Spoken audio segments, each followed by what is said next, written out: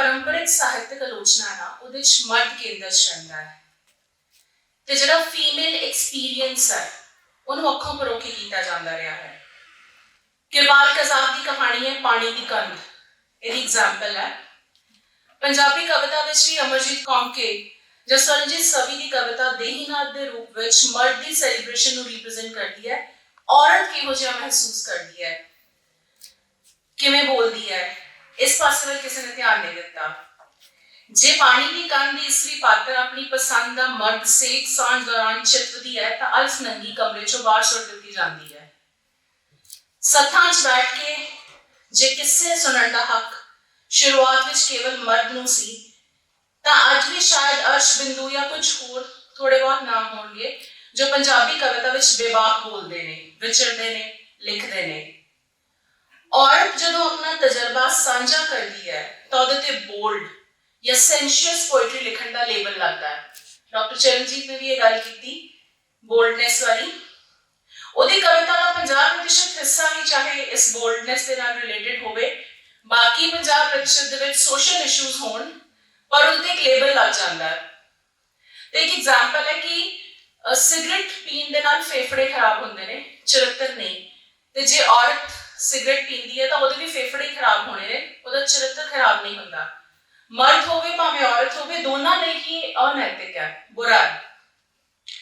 ਤੇ ਬੋਲਡ ਕੇਵਲ ਔਰਤਾਂ ਨਹੀਂ ਹੁੰਦੀਆਂ, ਮਰਦ ਵੀ ਬੋਲਡ ਹੁੰਦੇ ਨੇ। ਜੈਂਡਰ ਬਾਇਸ ਨੂੰ ਰਿਪਰੈਜ਼ੈਂਟ ਕਰਦੀ ਮੇਰੀ ਕਵਿਤਾ ਹੈਗੀ ਹੈ ਜਿਹੜੀ ਮੈਂ ਤੁਹਾਡੇ ਨਾਲ ਜ਼ਰੂਰ ਸਾਂਝੀ ਕਰਨਾ ਚਾਹਾਂਗੀ। ਬੋਲਡ ਕੌਣ? ਪੀੜ ਅਸਮਾਨ ਜਿੱਡੀ ਦਰਦ ਤਰਨ ਬਣ ਵਹਿ ਗਿਆ, ਹੰਝੂ ਸਿਰਫ ਘਰਾਣਾ ਨੇ। ਸੈਕਸ ਮੇਰੇ ਲਈ ਕਾਮ ਕੇਂਦਰ ਦੀ ਕਿਰਿਆ, ਜਦ ਯੂਨੀ ਥਾਣੀ ਬੱਚਾ ਬਾਹਰ ਆਉਂਦਾ ਤਾਂ ਸਾਰਾ ਜ਼ੋਰ ਜੱਚਾ ਬੱਚਾ ਦੀ ਜਾਨ ਬਚਾਉਣ 'ਚ ਹੁੰਦਾ। ਮੈਂ ਸੈਕਸੀਓਲੋਜਿਸਟ ਜਾਂ ਮੇਲ ਗਾਇਨੋਕੋਲੋਜਿਸਟ ਜਾਂ ਸ਼ਾਇਦ ਸਿਰਫ ਮਹਿਬੂਬ ਨਾਲ ਰਾਤ ਗੁਜ਼ਾਰਨ ਵਾਲੀ ਔਰਤ। ਕਾਮ ਸੱਚੀ ਕਾਮ ਕੇਂਦਰ 'ਚ ਬਸ ਪਤੀ ਦਾ ਦੁੱਖ ਸੁੱਖ ਮੇਰਾ, ਬੱਚੇ ਲਈ ਬੇਗਰਜ਼ ਪਿਆਰ, ਪਿਤਾ ਭੈਣ ਦਾ ਫਿਕਰ, ਥਕਾ ਦੇਣ ਵਾਲਾ ਦਫ਼ਤਰੀ ਕੰਮ, ਦੋਸਤ ਨਾਲ ਰੋਮਾਂਟਿਕ ਪਲਾਂ ਦੀ ਸਾਂਝ। ਪਿਆਰਿਓ, ਮਾਈ ਡੀਅਰ ਮੈਨ, ਬੋਲਡਨੈਸ ਕੁਝ ਨਹੀਂ ਹੁੰਦੀ, ਮਰਦ ਔਰਤ ਬਰਾਬਰਤਾ ਹੁੰਦੀ।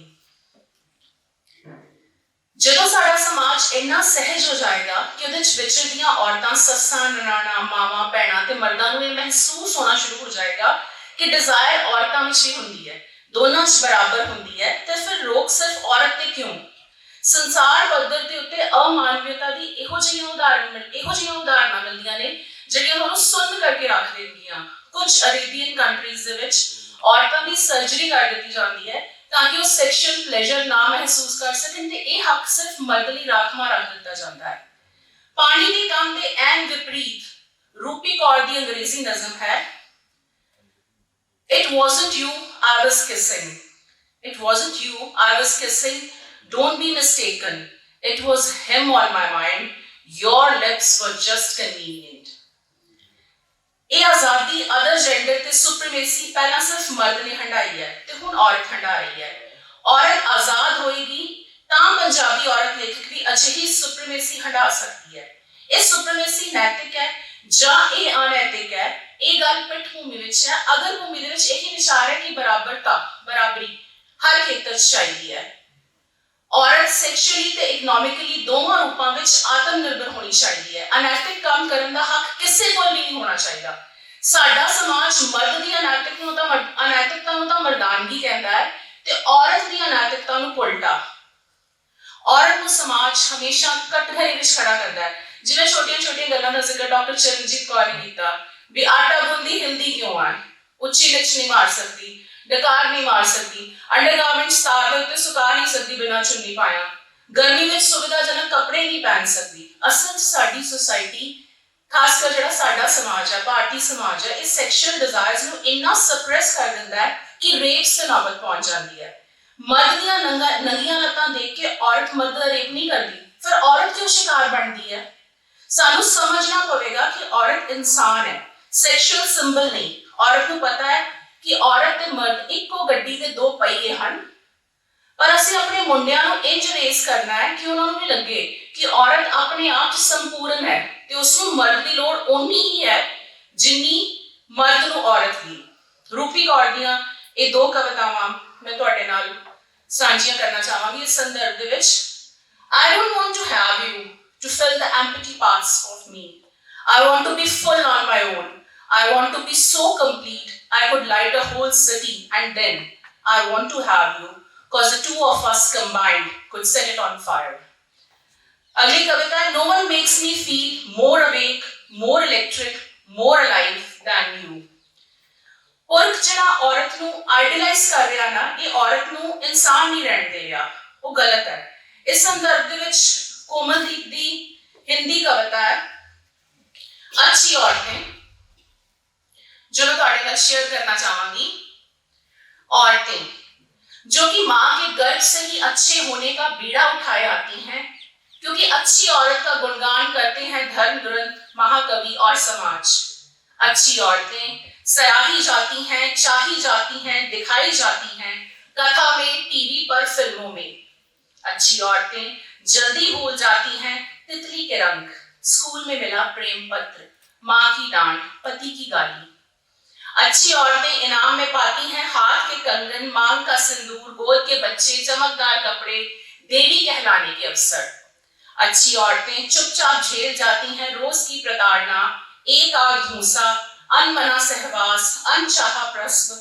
अच्छी औरतें खपा देती हैं खुद को बिखरा समेटने में, उलझा लपेटने में, रसोई और भंडार में, मैले कपड़ों के अंबार में। अच्छी औरतें, उनका कुछ अपना नहीं होता, कोई सपना या कोई विचार, कहीं घर ना इतिहास। अच्छी औरतें जो प्रेम नहीं करती, जो सवाल नहीं करती, जो जवाब नहीं देती, जो ऊंचा नहीं हंसती, जो खुद को नहीं जानती, जो समय की धुरी पे दौड़ती हैं, जीती नहीं। माफ करिए, सच कहूं, मुझे ये अच्छी औरतें बिल्कुल भी अच्छी नहीं लगती।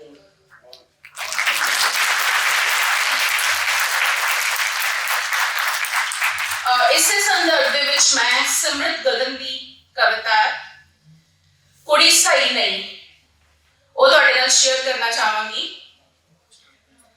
ਮੈਂ ਆਖਿਆ ਸੀ ਵਰੀ ਬਣਾਉਣ ਵੇਲੇ ਝਾਂਜਣਾ, ਨੱਥ, ਟਿੱਕਾ, ਚੂੜੀਆਂ ਨਾ ਬਣਾਉਣਾ, ਸੰਦੂਰ, ਬਿੰਦੀ, ਸੁਰਖੀ ਬਿਲਕੁਲ ਨਹੀਂ। ਉਹਨਾਂ ਨੂੰ ਸ਼ੱਕ ਪਿਆ ਸੀ ਕਿ ਕੁੜੀ ਸਹੀ ਨਹੀਂ। ਮੈਂ ਕਦੇ ਪਿਆਰ ਵੇਖਣ ਲਈ ਚੂੜੀਆਂ ਦੇ ਟੋਟੇ ਨਹੀਂ ਤੋੜੇ, ਮੈਂ ਤਾਂ ਬਸ ਸੋਹਣੀਆਂ ਸਤਰਾਂ ਹੇਠ ਵਾਹੀਆਂ ਲਕੀਰਾਂ ਤੇ ਖੂਬਸੂਰਤ ਕਿਤਾਬਾਂ ਦੇ ਪੰਨੇ ਮੋੜੇ, ਖਰੀਦਦੀ ਹਾਂ ਹਰ ਮਹੀਨੇ ਸਾਹਿਤਕ ਰਸਾਲੇ ਤੇ ਬਾਅਦ ਵਿੱਚ ਆਟਾ, ਤੇਲ, ਮਿਰਚਾਂ, ਮਸਾਲੇ। ਘਬਰਾਹਟ ਕਾਹਦੀ? ਕੋਈ ਲੋੜ ਨਹੀਂ ਕਿਸੇ ਨੂੰ ਮੇਰਾ ਖਰਚਾ ਚੁੱਕਣ ਦੀ, ਬਸ ਜਗ੍ਹਾ ਬਣਾਇਓ ਘਰ ਵਿੱਚ ਮੇਰੀਆਂ ਕਿਤਾਬਾਂ ਰੱਖਣ ਦੀ। ਮੈਂ ਨਹੀਂ ਵੇਖਣੇ ਰੰਗ ਬਿਰੰਗੇ ਸੂਟ ਤੇ ਕੰਗੇ, ਮੇਰੀ ਸੁਹਾਗ ਪਟਾਰੀ ਵਿੱਚ ਰੱਖਿਓ ਰੰਗ ਬਿਰੰਗੀਆਂ ਕਲਮਾਂ ਤੇ ਕੋਰੇ ਪੰਨੇ। ਉਹਨਾਂ ਸੋਚਿਆ ਸ਼ਾਇਦ ਇਹਨੂੰ ਘਰ-ਬਾਰ ਸਾਂਭਣਾ ਨਹੀਂ ਆਉਂਦਾ। ਸਾਨੂੰ ਸ਼ੱਕ ਹੈ ਕੁੜੀ ਸਹੀ ਨਹੀਂ। ਫੇਰੇ ਹੋਏ, ਵਰੇ ਬੀਤੇ, ਚੁੱਕ ਲਈ ਹਰ ਇੱਕ ਦੀ ਜ਼ਿੰਮੇਦਾਰੀ। ਅੱਜ ਵੀ ਮੁਸ਼ਾਇਰੇ ਵਿੱਚ ਪੜ੍ਹਦੀ ਹਾਂ ਕਵਿਤਾ, ਲਿਖਦੀ ਹਾਂ ਨਜ਼ਮਾਂ, ਦਿਲ ਦੀ ਗੱਲ ਕਦੇ ਦੱਸੀ ਨਹੀਂ ਤੇ ਉਹਨਾਂ ਨੂੰ ਅੱਜ ਵੀ ਸ਼ੱਕ ਹੈ ਕਿ ਕੁੜੀ ਸਹੀ ਨਹੀਂ। ਇੱਕ ਜਿਹੜੀ ਡਾਕਟਰ ਚਰਨਜੀਤ ਹੋਰਾਂ ਨੇ ਗੱਲ ਕੀਤੀ ਸੀਗੀ ਕਿ ਔਰਤ ਜਿਹੜੀ ਹੈ ਉਹ ਹੁਣ ਯੂਨੀਵਰਸਿਟੀ ਰਿਜ਼ਲਟਸ ਦੇ ਵਿੱਚ ਵੀ ਔਰਤਾਂ ਟੌਪ ਤੇ ਹੁੰਦੀਆਂ ਨੇ ਤੇ ਹੁਣ ਜਿਹੜੀ ਮੱਧ ਵਰਗੀ ਔਰਤ ਹੈ ਉਹ ਕਮਾ ਵੀ ਰਹੀ ਹੈ, ਪਰ ਉਹਨਾਂ ਨਹੀਂ ਕਮਾ ਪਾਉਂਦੀ ਜਿੰਨਾ ਮਰਦ ਕਮਾ ਪਾਉਂਦਾ, ਕਿਉਂਕਿ ਮਰਦ ਨੂੰ ਉਹ ਪੂਰੀਆਂ ਸੁਵਿਧਾਵਾਂ ਸਾਡਾ ਪੰਜਾਬੀ ਸਮਾਜ ਦਿੰਦਾ ਹੈ ਕਿ ਉਹ ਕਮਾ ਸਕੇ, ਥੱਕ ਕੇ ਜੋ ਘਰ ਆਉਂਦਾ ਤੇ ਰੋਟੀ ਖਾ ਕੇ ਆਰਾਮ ਕਰ ਸਕੇ।